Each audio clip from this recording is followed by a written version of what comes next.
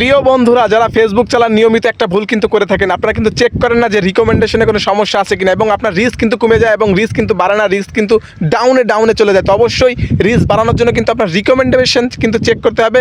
সেখানে যদি রিকমেন্ডেবলে যদি দেখেন যে আপনার ফ্ল্যাগ কন্টেন্ট রয়েছে, তাহলে কিন্তু সেই ফ্ল্যাগ কন্টেন্টটি ডিলিট করে দেবেন।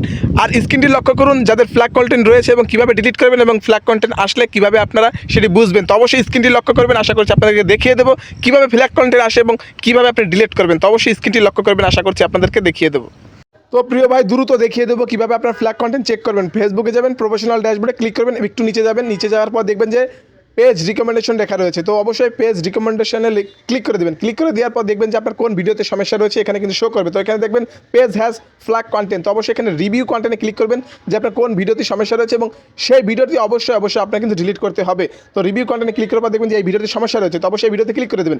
ক্লিক করে দেওয়ার পর দেখবেন যে এখানে আপনার টেক অ্যাক্টিং লেখা রয়েছে। তো অবশ্যই এই অপশনটিতে আপনি ক্লিক করে দেবেন যে আপনার ভিডিওতে সমস্যা রয়েছে, অবশ্যই এই ভিডিওটি ডিলিট করতে হবে এবং ডিলেটে ক্লিক করে দেবেন, ডিলেট পোস্ট এবং ডিলেট করে দেবেন। তো অবশ্যই ডিলেট লেখার পর আপনি ডিলেট এখানে হয়ে যাবে। তো অবশ্যই এখানে ক্লিক করার পর ডিলিট হয়ে যাবে এবং আপনি একটু রিফ্রেশ করে দেখবেন যে আপনার ভিডিওতে ডিলিট আসলে হয়েছে কিনা, এবং পেজ রিকমেন্ডেশন একটু রিফ্রেশ করে দেখবেন এবং একটু ব্যাকে যাবেন।